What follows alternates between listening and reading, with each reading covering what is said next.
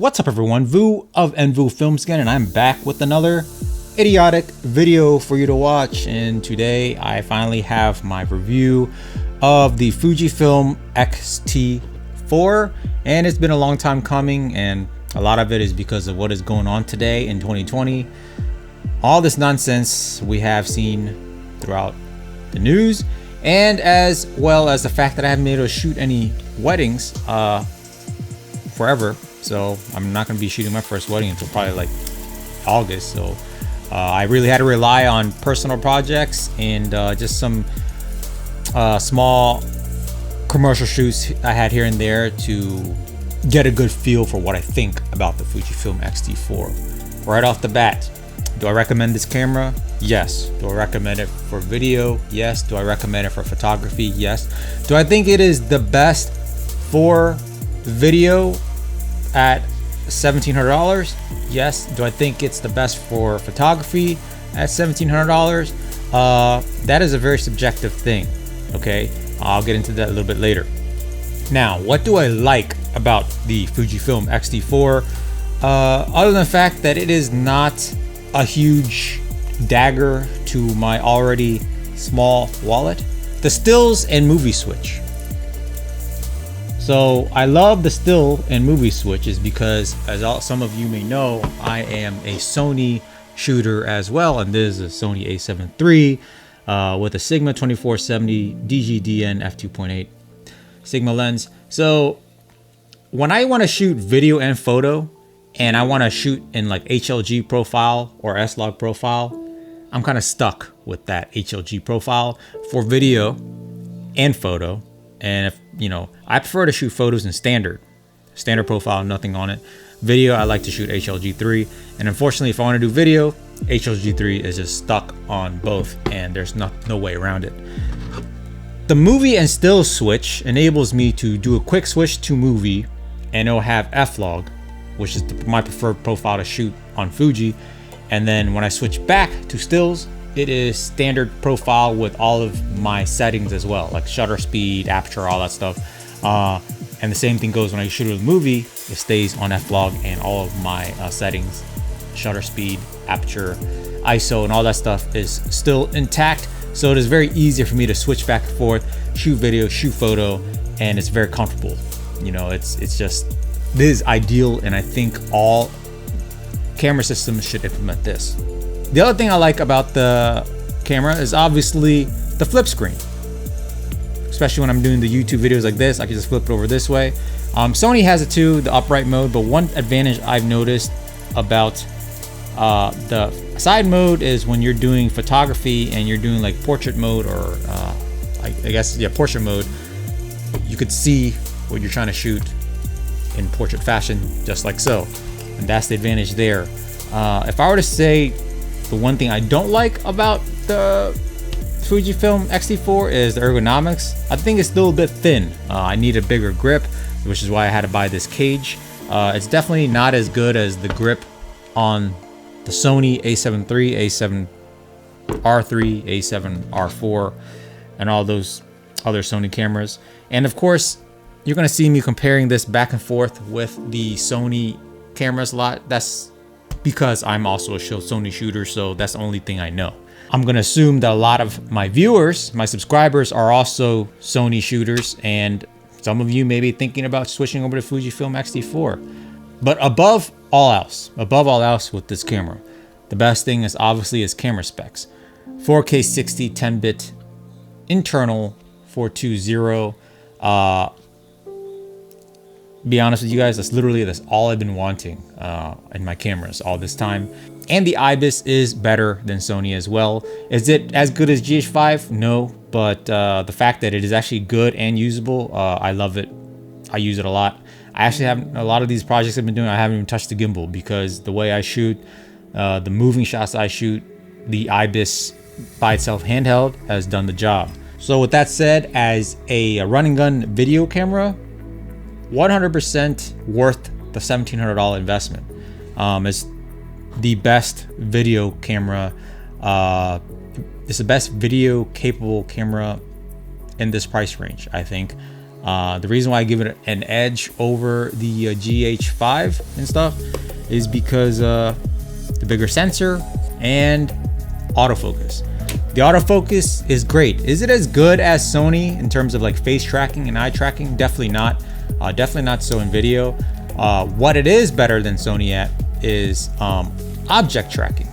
So if you just tap the screen to wherever you want, or I guess it's spot focus tracking, wherever you want to the camera to focus on that particular like part of the screen, you just tap and it does an amazing job tracking anything there. So you could, if it's a face, you just tap where that person is and that will just track the face so long as they are within that box. The face and eye tracking is very iffy. So if you want like the best autofocus out of this camera for video, I would just turn off face and eye recognition and just use the spot focus, and it'll be smooth, it'll be fast, and it'll do exactly what you want. For photography, this is a great photography camera. No doubts about it. I think any camera you buy these days, whether it's Nikon, Canon, Fuji, or Sony, for photography, you're going to be able to do everything that you need to do, as long as you know what you're doing, obviously. But as a Sony shooter, my opinion is that if I were going to just do a photography job that had no video at all, I would probably pick up the Sony. The autofocus is just so much more reliable, and just the lenses selection, which is another downside with Fuji, on Sony is just so much better. Just for example, right, this whole kit here, 24-70 f2.8 on the A7 III, you could probably buy it brand new, everything, for like $2,600 to $2,700. I don't think there's anything that you could buy combining a Fuji X-T4 with any lens that will give you the same versatility as this. There's nothing really equivalent to a 24-70 f2.8 on APS-C sensor. Yes, there's a 16-55 f2.8, whereas the focal range is the same, but in terms of like bokeh, you're not going to get the same bokeh as what you'd get with a 24-70 full frame. Not only that, just overall lens selection on Sony is just amazing. From the 24mm G Master to the 85 G Master to the 7200 G Master to the 35 f1.8 full frame lens, 55mm f1.8. There's just a huge range of options at all different kinds of price ranges, even cheaper lenses as this 17 to 28 Tamron f2.8 wide angle zoom. In my opinion, because I use both Fuji and Sony, if I wanted to just do a photography project, Sony all the way. That's all I'm saying. And in terms of colors, they're both great. If you know what you're doing, if you know how to edit photos, Sony colors are awesome, especially with RAW format. Now, with that being said, I've never been a real color science person, and if I want to start talking about colors, I'll start talk about video colors. You can get great colors out of Sony, and obviously you can get great colors out of Fuji. I think it's just easier to get good colors out of the Fuji system. And I don't know if it's because of the 10-bit or the color science or whatever, but I really think it is a 10-bit.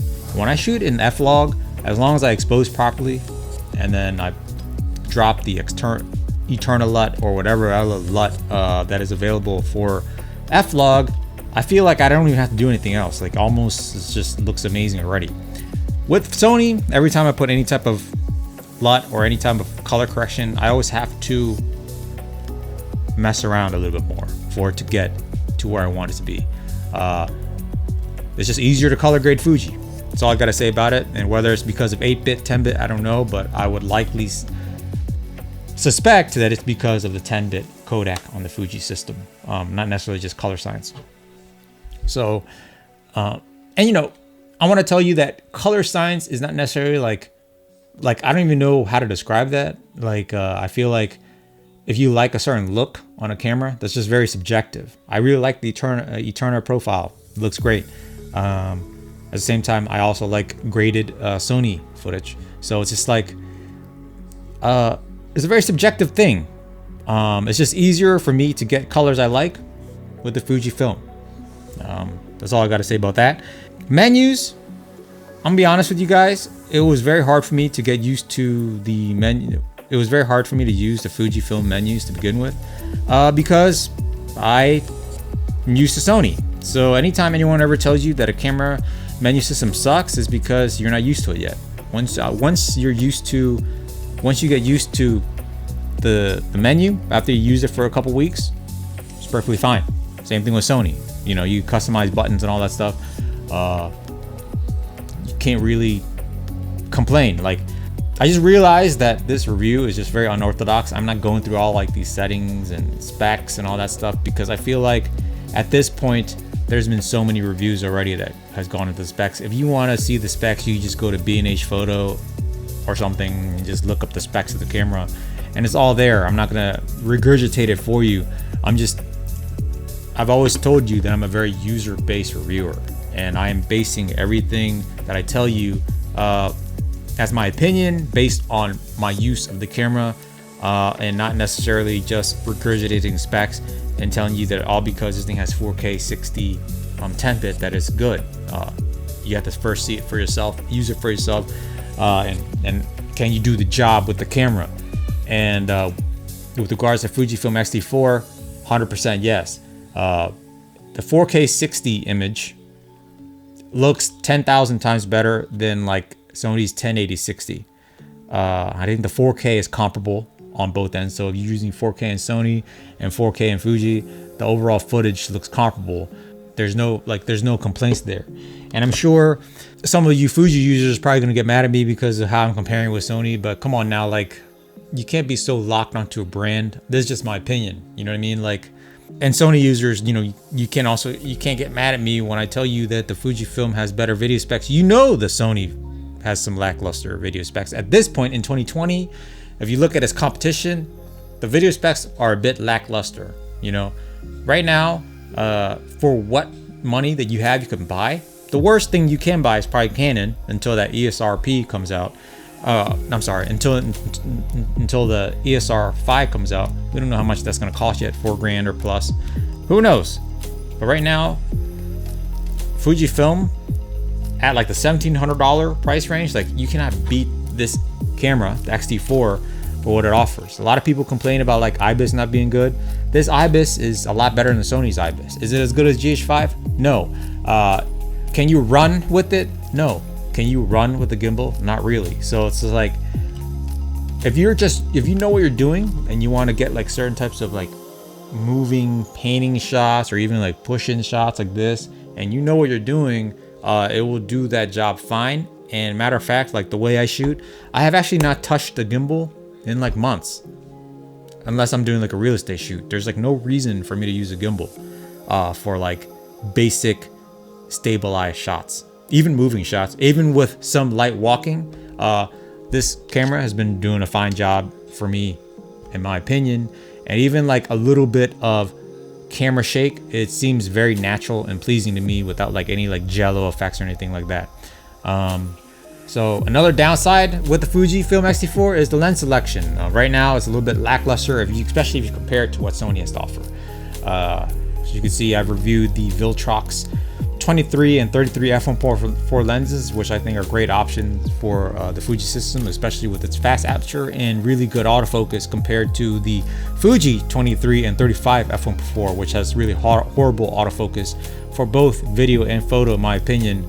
I've never missed so many shots in my life for photography ever until I use those two lenses wide open, because I'm so used to Sony's really quick autofocus system, regardless of what lens you use on it. Also, battery life. Battery life has been really good for me, especially I've used X-T3 for about a month or two. That battery sucked ass. I also used like Sony Alpha 6400. That old small Sony battery sucked ass too.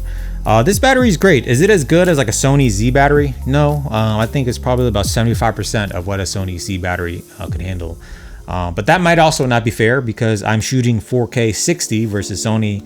Most of the time I'm shooting 1080-60 or even 4K 24 8-bit. So there's probably a lot more processing that this camera has to do compared to what I use on Sony. So that's probably not fair. But overall, I think the batteries were great. I have 3 Fujifilm batteries, and the most I've ever had to use in like an 8-hour day was probably like 1.5 batteries. And this is doing like corporate shoot, not like a wedding shoot or something like that. This is like I did like a construction project, and I think it held up well. So battery life is great. I mean, it has all the ports that I could possibly need in terms of what I do. A lot of people complain about the fact that you have to use a USB-C to 3.5 millimeter jack to monitor audio. That's not a big problem to me because I usually don't monitor audio directly from the camera. I record audio in other means. So that is that. I mean, there could be more customizable buttons, like how Sony has a bunch of customizable buttons on their body, but for what I needed to do, for how I use it, it has everything that I need. Yeah, guys, so I've been just putting some footage and photos of what I've been able to accomplish with the Fujifilm X-T4 in the past month or so, and this camera, highly recommended. If you are a Sony user, I would suggest you wait until the end of June, because I think they are going to announce the Sony a7S III later on this month, June 2020. And as it's for me, let's say Sony does release the Sony a7 III this month, will I be getting rid of the Fujifilm X-T4? No, I like this camera that much that I'm willing to just keep it and use both systems. This camera is amazing. Like if Sony, like for some reason, got wiped off the earth and Fujifilm was the only camera system I had to use, I would use Fujifilm happily. Like this camera system is great. In terms of lenses, there is definitely some to desire. There's definitely room for growth there, but I think with what it has, I can compromise and use what's there. But overall, guys, like this is highly recommended camera. If you're looking for a new hybrid camera to use right now, June 2020, this is a great buy, probably the best buy out of all cameras available right now to purchase. 2-3 months from now, I don't know, but I think it will probably remain the best camera at a cost under $2,000, because even the Sony a7S III, the Canon ESRP is going to be over $3,000. So you're not going to be able to get a better video and photo camera hybrid than the Fujifilm X-T4 for under $2,000 right now. So that is it, guys. Until next time, lighten up.